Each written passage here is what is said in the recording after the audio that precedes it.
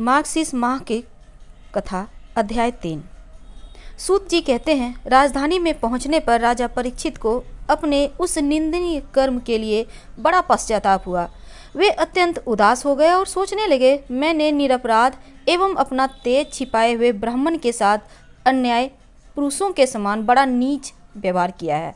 यह बड़े खेद की बात है। अवश्य ही उन महात्मा के अपमान के फलस्वरूप शीघ्र से शीघ्र मुझ पर कोई घोर विपत्ति आएगी।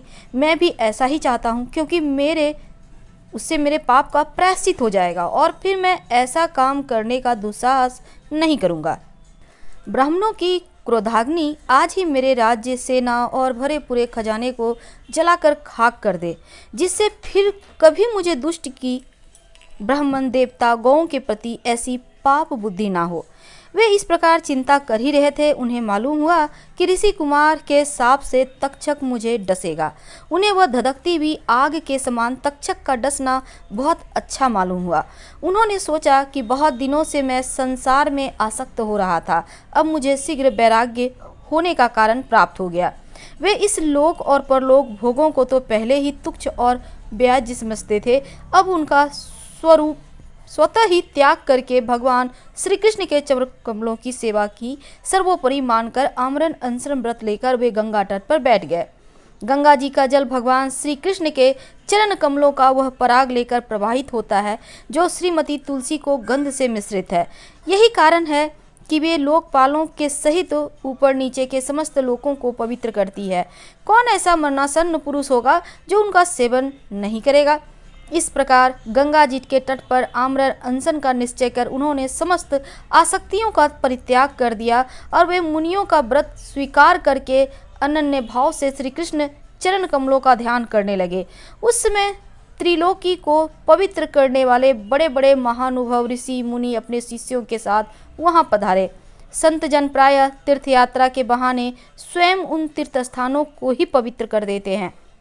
उस समय वहाँ पर अत्रि, वशिष्ठ, च्यवन, सरद्वान, अरिष्टनेमि, भृगु, अंगिरा, पराशर, विश्वामित्र, परशुराम, उत्तत, इंद्रमत, इस्मवाह, मेघादितिथि, देवल, आष्टीर्सन, भारद्वाज, गौतम, पिपलाद, मैत्रेय, औरव, कवय, अगस्त, भगवान व्यास, नारद तथा इनके अतिरिक्त और भी कई श्रेष्ठ मुनि, देवर्षि, ब्रह्मर्षि तथा अरुणादि राज ऋषि का शुभागमन हुआ। इस प्रकार विभिन्न गोत्रों के मुख्य मुख्य ऋषियों को एकत्र देखकर राजा ने सबका यथा योग्य सत्कार किया और उनके चरणों पर सिर रखकर वंदना की।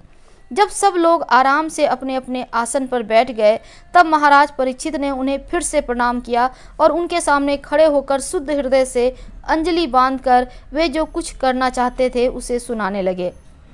राजा परीक्षित ने कहा, अहो, समस्त राजाओं में हम धन्य हैं, धन्यतम है, क्योंकि अपने शील स्वभाव के कारण हम आप महापुरुषों के कृपा पात्र बन गए हैं। राजवंश के लोग प्रायः निंदित कर्म करने के कारण ब्राह्मणों के चरण धोवन से दूर पड़ जाते हैं। यह कितने खेद की बात है। मैं भी राजा ही हूँ। निरंतर देह गेह में आसक्त रहने के कारण मैं भी पाप रूप ही हो गया हूँ। इससे स्वयं भगवान हो ब्राह्मण के साप के रूप में मुझ पर कृपा करने के लिए पधारे हैं। यह साप वैराग्य उत्पन्न करने वाला है, क्योंकि इस प्रकार के साप से संसार आसक्त पुरुष भयभीत होकर विरक्त हो जाया करते हैं। ब्राह्मणों, अब मैंने अपने चित्त को भगवान के चरणों में समर्पित कर दिया है। आप लोग और माँ गंगा जी शरणागत जानकर मुझ पर अनुग्रह करें। ब्राह्मण कुमार के साप से प्रेरित कोई दूसरा कपट से तक्षक का रूप धरकर मुझे डस ले अथवा स्वयं तक्षक आकर इसे ले, इनकी मुझे तनिक भी परवाह नहीं। आप लोग कृपा करके भगवान की रसमयी लीलाओं का गायन करें।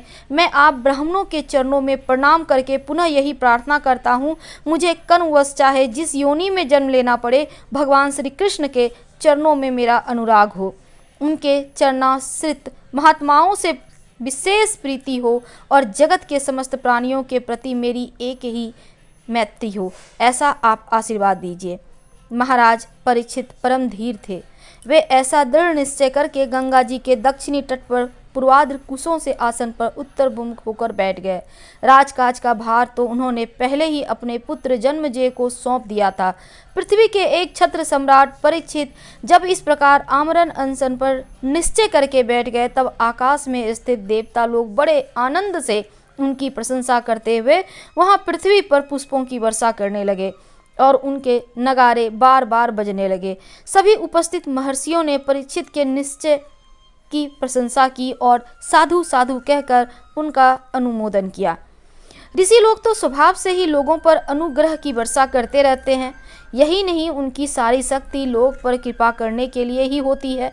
उन लोगों ने भगवान श्री कृष्ण के गुणों से प्रभावित परीक्षित के प्रति उनके अनुरूप वचन कहे। राजर्षि शिरोमणि, भगवान श्री कृष्ण के सेवक और अनुयायी आप पांडुवंशियों के लिए यह कोई आश्चर्य की बात नहीं है, क्योंकि आप लोगों ने भगवान की सानिध्य प्राप्त करने की आकांक्षा से उस राज सिंहासन का एक क्षण में ही परित्याग कर दिया, जिसकी सेवा बड़े बड़े राजा अपने मुकुटों से करते थे।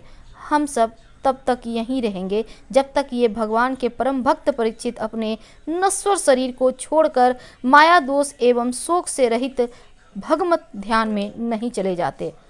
ऋषियों के इस वचन से बड़े ही मधुर, गंभीर, सत्य और समता से युक्त थे। उन्हें सुनकर राजा परीक्षित ने उन योग युक्त मुनियों का अभिनंदन किया और भगवान के मनोहर चरित्र सुनने की इच्छा से ऋषियों से प्रार्थना की। महात्माओं, आप सभी सब ओर से यहाँ पधारे हैं। आप सत्यलोक में रहने वाले मूर्तिमान वेद के समान हैं। आप लोगों का दूसरों पर अनुग्रह करने के अतिरिक्त जो आप सहज स्वभाव ही है, इस लोक या परलोक में कोई स्वार्थ नहीं है। विप्रवरों, आप लोगों पर पूर्ण विश्वास करके मैंने अपने कर्तव्य के संबंध में यह पूछने योग्य प्रश्न करता हूँ। आप सभी विद्वान परस्पर विचार करके बतलाइए। सबके लिए इस सब अवस्थाओं में विशेष कर थोड़े ही समय में भरने वाले पुरुषों के लिए अंतःकरण और शरीर से करने योग्य विशुद्ध कर्म कौन सा है? उस समय पृथ्वी पर स्वेच्छा से विचरण करते हुए किसी की कोई अपेक्षा न रखने वाले व्यास नंदन भगवान श्री सुखदेव जी महाराज वहां प्रकट हो गए। वे वर्ण अथवा आश्रम के ब्रह्म चिन्हों से रहित एवं आत्मानुभूति से संतुष्ट थे। बच्चों और स्त्रियों ने उन्हें घेर रखा था। उनका भेष अवधूत का था। 16 वर्ष की अवस्था थी। चरण, हाथ, जंघा, भुजाएं, कंधे, कपोल और अन्य सब अंग अत्यंत सुकुमार थे। नेत्र बड़े बड़े और मनोहर थे।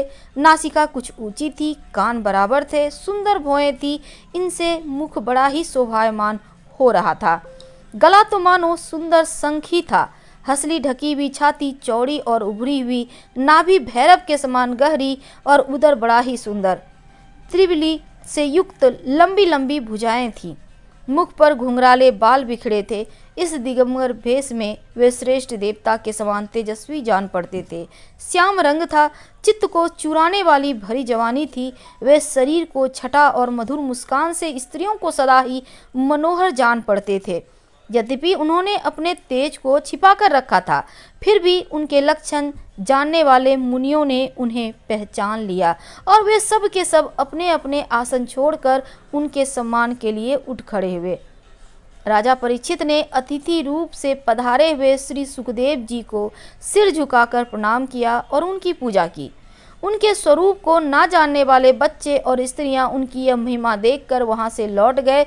सबके द्वारा सम्मानित होकर श्री सुखदेव जी श्रेष्ठ आसन पर विराजमान हुए। ग्रह, नक्षत्र और तारों से घिरे हुए चंद्रमा के समान ब्रह्मादि देवर्षि और राज ऋषियों के समूह से आवृत श्री सुखदेव जी अत्यंत शोभायमान हुए। वास्तव में वे महात्माओं के भी आदरणीय थे। जब प्रखर बुद्धि श्री सुखदेव जी शांत भाव से बैठ गए, भगवान के परम भक्त परीक्षित उनके समीप आकर चरणों पर सिर रखकर प्रणाम किया, फिर खड़े होकर हाथ जोड़कर नमस्कार किया। इसके पश्चात बड़ी मधुर वाणी से उनसे यह पूछा। राजा परीक्षित कहते हैं, ब्रह्मस्वरूप भगवान, आज हम बड़भागी हुए, क्योंकि अपराधी क्षत्रिय होने पर भी हमें संत समागम का अधिकारी समझा गया। आज कृपा पूर्वक अतिथि रूप से पधार कर आपने हमें तीर्थ के तुल्य पवित्र बना दिया है। आप जैसे महात्माओं के स्मरण मात्र से ही गृहस्थों के घर तत्काल पवित्र हो जाते हैं और फिर दर्शन, स्पर्श, पाद प्रक्षालन और आसन दान आदि का सुअवसर मिलने पर तो कहना ही क्या है। महायोगिन, जैसे भगवान विष्णु के सामने दैत्य लोग नहीं ठहरते, वैसे ही आपकी सानिध्य से बड़े बड़े पाप भी तुरंत नष्ट हो जाते हैं। अवश्य ही पांडव के सुहृदय भगवान श्री कृष्ण मुझ पर अत्यंत प्रसन्न हैं। उन्होंने अपने फुफेरे भाइयों के ताकि उन्होंने कुल में उत्पन्न हुए और साथ ही अपनेपन का व्यवहार किया है। भगवान श्री कृष्ण की कृपा न होती तो आप सरीखे एकांत वनवासी अव्यभक्ति गति परम सिद्ध पुरुष स्वयं पधार कर इस मृत्यु के समय हम जैसे प्राकृत मनुष्यों को दर्शन ही क्यों देते। आप योगियों के परम गुरु हैं, इसलिए मैं आपसे परम सिद्धि के स्वरूप और साधन के संबंध में प्रश्न कर रहा हूँ। जो पुरुष सर्वथा मरणासन्न है उसको क्या करना चाहिए? भगवान साथ ही यह भी बतलाइए कि मनुष्य मात्र को क्या करना चाहिए। वे किसका श्रवण, किसका जप, किसका स्मरण और किसका भजन करें और किसका त्याग करें। भगवत स्वरूप मुनिवर आप दर्शन आपका अत्यंत दुर्लभ है, क्योंकि जितनी देर एक गाय दूही जाती है गृहस्थों के घर पर, उतनी देर भी तो आप नहीं ठहरते। सूत जी कहते हैं, जब राजा ने बड़ी ही मधुर वाणी में इस प्रकार संभाषण एवं प्रश्न किए, तब समस्त धर्मों के मर्मज्ञ व्यास नंदन भगवान श्री सुखदेव जी उनका उत्तर देने लगे। सुखदेव जी ने कहा, परीक्षित, तुम्हारा लोक हित के लिए किया हुआ यह प्रश्न बहुत ही उत्तम है। मनुष्यों के लिए जितनी भी बातें सुनने, स्मरण करने या कीर्तन करने की है, उन सब में यह श्रेष्ठ है। आत्मज्ञानी पुरुष, महापुरुष ऐसे प्रश्न का बड़ा आदर करते हैं। राजेंद्र, जो गृहस्थ घर के काम धंधों में उलझे हुए हैं, अपने स्वरूप को नहीं जानते, उनके लिए हजारों बातें कहने, सुनने एवं सोचने करने की रहती है। उनकी सारी उम्र यूं ही बीत जाती है। उनकी रात नींद या स्त्री प्रसंग से कटती है या फिर दिन धन की हाय हाय या कुटुंबियों के भरण पोषण में समाप्त हो जाता है।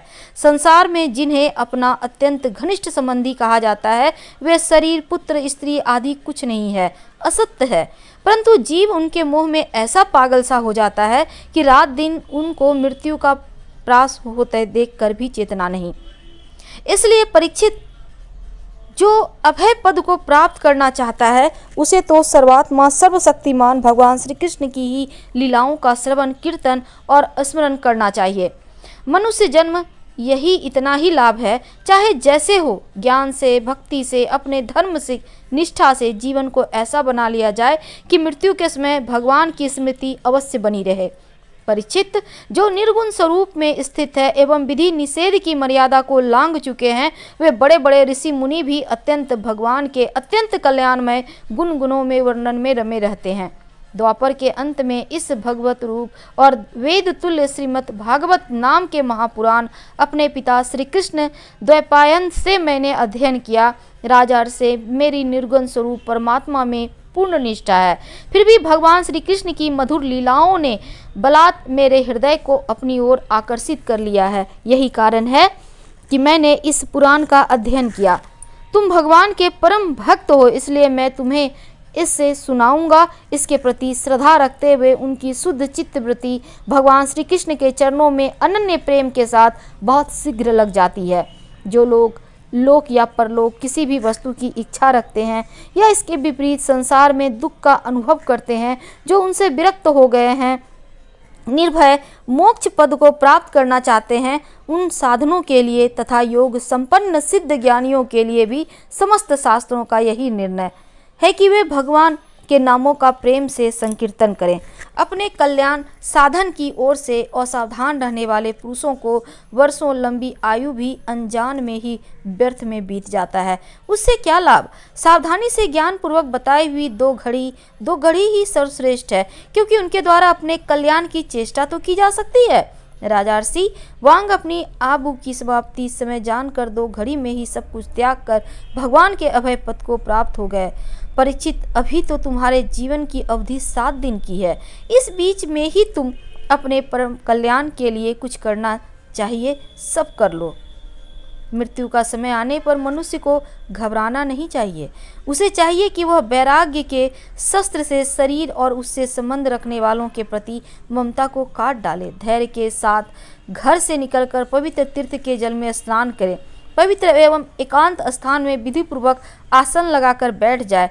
तत्पश्चात फिर पवित्र ओम इन 3 मात्राओं से युक्त प्रणव का मन ही मन जप करे। प्राण वायु को वश में करके मन का दमन करे और एक क्षण के लिए भी प्रणव को ना भूले।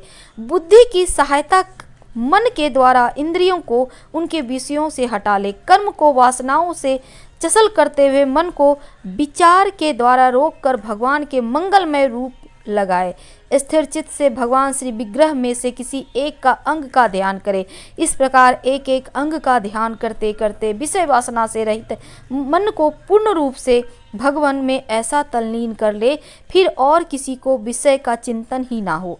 वही भगवान विष्णु परम पद हैं, जिसे प्राप्त करके मन भगवत प्रेम रूप से आनंद से भर जाता है। यदि भगवान का ध्यान करते समय मन रजोगुण से विक्षिप्त या तमोगुण से मूढ़ हो जाए तो घबराइए मत। धैर्य के साथ योग धारणा के द्वारा उसे बस में करना चाहिए, क्योंकि धारणा उक्त दोनों गुणों के दोषों को मिटा देती है। धारणा स्थित हो जाने पर ध्यान में जब योगी अपने परम मंगलमय भगवान को देखता है, तब उसे तुरंत ही भक्ति योग की प्राप्ति हो जाती है। आगे की कथा अध्याय 4 में जरूर सुनिएगा। हम आपसे विदा लेते हैं। हर हर महादेव। धन्यवाद।